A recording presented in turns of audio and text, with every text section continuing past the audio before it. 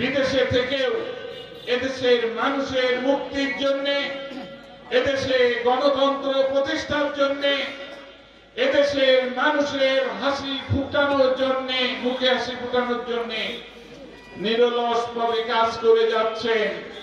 তারই ধারাবাহিকতায় বাংলাদেশ জাতীয়তাবাদী দল বিএনপি এই প্রত্যন্ত অঞ্চলে হাসানপুর ইউনিয়নে মানুষের কল্যাণের জন্য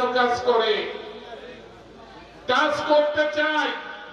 আমি আলমগীরকে বলেছিলাম যে এদেশে এই অঞ্চলে হাসানপুর ইউনিয়নে অনেক খেটে খাওয়া মানুষ আছে, বিশেষ করে শ্রমিক শ্রেণী যারা রিক্সা চালায়, ভ্যান চালায়, ইজি বাইক চালায়।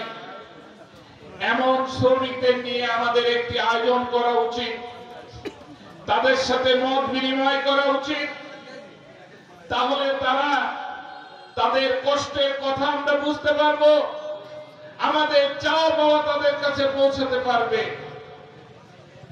তারই ধারাবাহিকতায় আজকে এই ইউনিয়ন বিএনপি এই হাসানপুর বাজারে এই শ্রমিক সমাবেশের আয়োজন করেছে। আমি ইউনিয়ন বিএনপিকে ধন্যবাদ জানাই।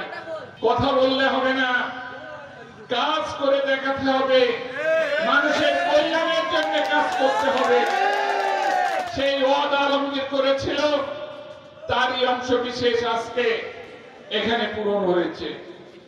আপনারা জানেন এই কিছুদিন আগে ধান কাটার মৌসুমে আমরা এই ইউনিয়ন বিএনপির নেতৃবৃন্দকে নিয়ে যখন ক্ষুধার্ত তৃষ্ণার্ত মানুষ ধান কাটার সময় সেই রৌদ্র গরমের মধ্যে আমরা তাদেরকে স্যালাইন অর্ডারের ব্যবস্থা করেছিলাম মাঠে মাঠে দিয়ে।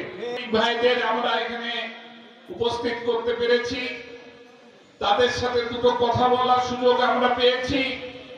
আমি মনে করি এবং বিশ্বাস করি এই শ্রমিক ভাইরা আগামী দিন যে বাংলাদেশের একটি জাতীয় নির্বাচন হবে, এই ইউনিয়ন থেকে তারা অগ্রণী ভূমিকা গ্রহণ করবে ইনশাআল্লাহ।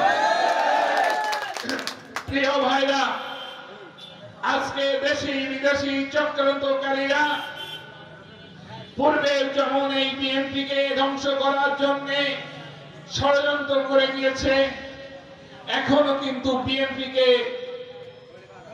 আগামী দিন রাষ্ট্রীয় ক্ষমতায় আসতে না দেওয়ার জন্য, আমি নেতা হতে পারলাম না বলে আমার সেই আদর্শকে জলাঞ্জলি আমরা দিতে পারি না, যদি কিনা প্রকৃত অর্থে শহীদ প্রেসিডেন্ট জিয়াউর রহমানের আদর্শের সৈনিক হয়। এই ইউনিয়নের নেতৃত্বের প্রতিযোগিতা ছিল, এই নেতৃত্ব কিন্তু সারা জীবনের জন্য নাই, 2 বছরের জন্য হয়তো ম্যান্ডেট পেয়েছে। আগামী দিন আপনারা যদি দলের কাজ করেন, দলের দুঃসময়ে দলের পাশে থাকেন, ইনশাআল্লাহ আগামী দিনের নেতৃত্বে আপনারাই আসবেন। তাই সকল মতভেদ ভুলে দিয়ে আমরা শহীদ জিয়ার আদর্শের সৈনিক হিসাবে আমাদের সেই প্রাণ পড়া প্রতীক ধানের শীষ মার্কার জন্য আমরা সকলে ঐক্যবদ্ধভাবে এই ইউনিয়ন থেকে আমরা বিজয়ী করব ইনশাআল্লাহ। আমি সেই আহ্বান আপনাদের রেখে দিতে চাই।